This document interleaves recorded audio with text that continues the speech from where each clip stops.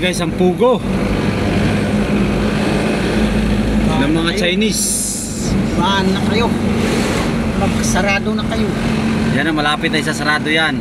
So dito po yan sa Binakayan guys, no? Sa mga hindi nakakalam, sa mga napabalitaan nyo lang kung anong pugo, yan po yung ayun sa sabi-sabi nila, yan daw po yung ginagawang legal. Marami daw legal activities na ginagawa ang mga Chinese dyan. Pero well, di naman natin alam. Sabi-sabi lang nila, base lang po dito sa aking mga nababasa. So ito po lugar na to, para sa mga hindi nakakalam, Alamin nyo na. alamin nyo na. Ito po dagat na tinampakan lang talaga ng ayan, mga dagat. Yan. So yan po ang dati po itong dagat na tinawa ng mga pugo. So ngayon wala na kayo makikita ang dagat ngayon, yan, grabe lawak ng pugo. Dito po yan guys sa Binakayan City, no? So papuntang Cavite City yan, sa unahan ng Bacoor. Kung galing kayo ng Bacoor, yan po yun. Gaganda na lugar, no? Mga building, parang pasayang. Akala mo talaga mga building ito gawang Pinoy. Hindi po talaga. Pag-aari po ng mga Chinese yan. Pag-aari ng mga Chinese.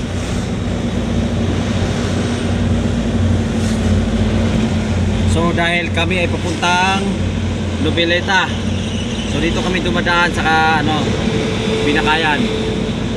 Yan ang mga Binakayan. Yung mga manggagaling sa Bacoor guys, pwede kayo dumaan dito kung gusto nyo makaiwas sa traffic.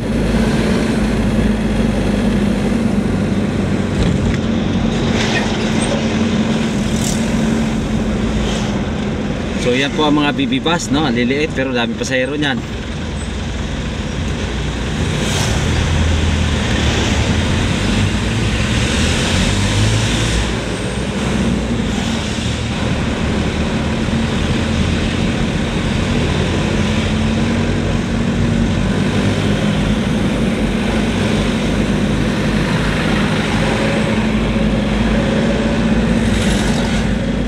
Papunta kami ngayon doon sa Cavite City sa Santa Cruz Elementary School. Maghahatid kami ng mga relief goods sa ating mga kababayang binaha nung nakaraan, na tinamaan ng baha.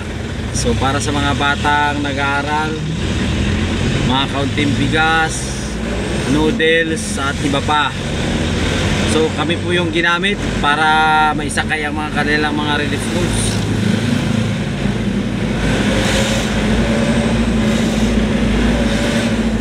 So mamaya, malalaman natin mamaya kung ano-ano yung mga pinamimigay nila. Kung sa bagay, di natin makikita kasi itadrop lang namin sila doon, drop off lang. Tapos sabay alis na kami. Ganda ng lugar, oh.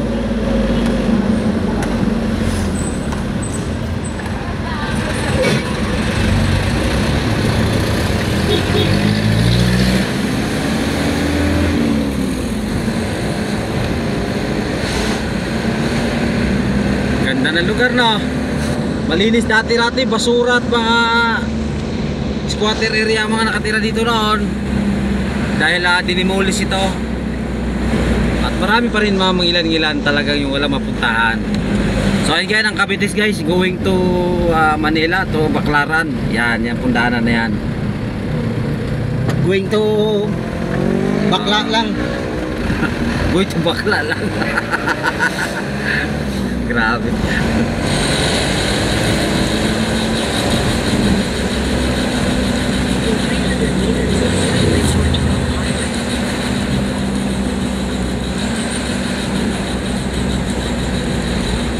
Oh, ayan, di ba?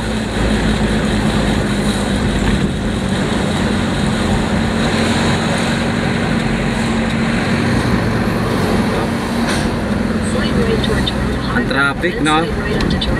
Yan, papunta na kami Cavite City. Makikita nyo kartola, Cavite City.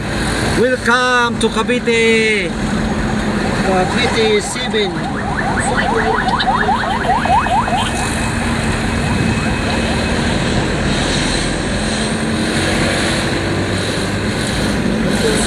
meters, turn right Grabe, ang init. highway. So napaka-traffic no, ang pabalik galing Bacoor.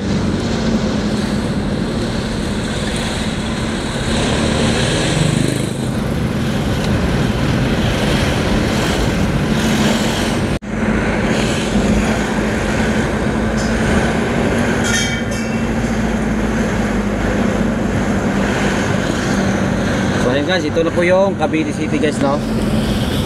Lugar ng Kabinte. Ito yung kung magagaling kang Cavite, ito rin yung daan papuntang Bakla, Kini, Baklaran. So gaano pa tayo kalayo nung? Isang kalahati ka di pa? Wisit. Isang kalahatin di pa. Grabe lang isang kalahatin di pa.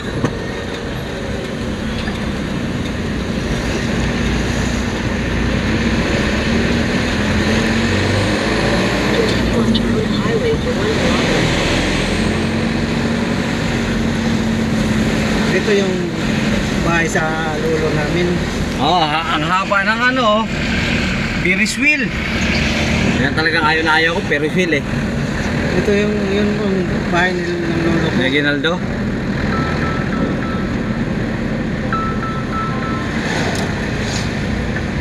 Ang ganda oh. Hello. Hello. Pupunta na kaming Cavite City.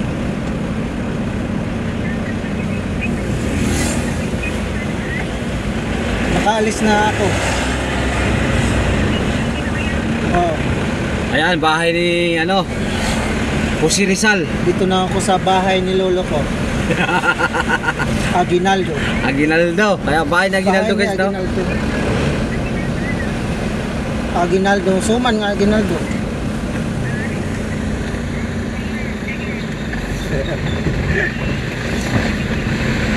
Reggae. Wow, magpipiesta yata dito oh.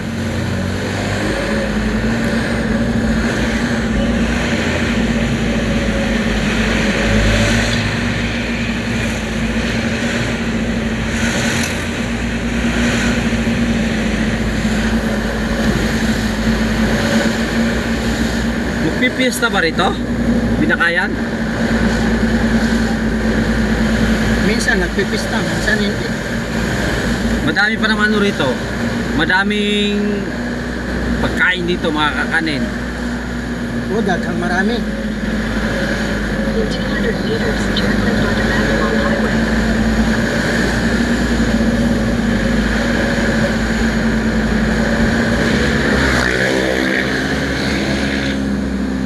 Turn left onto Magalong Highway.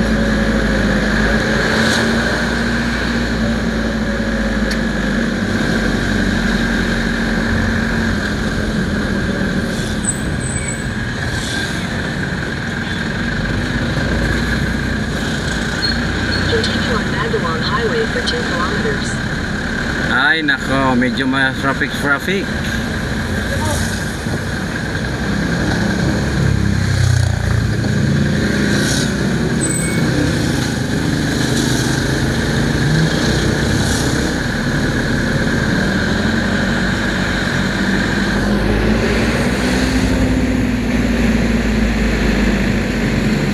Tuman ako eh.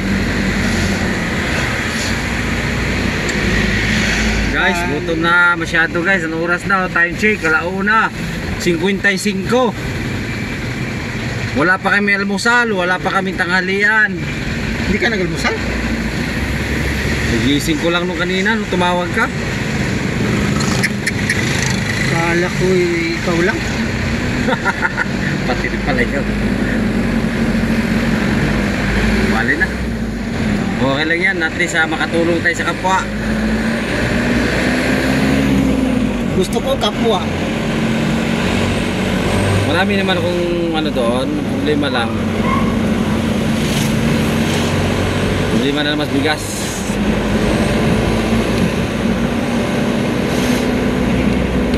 Diba, wala nang traffic, pa Cavite City na ito.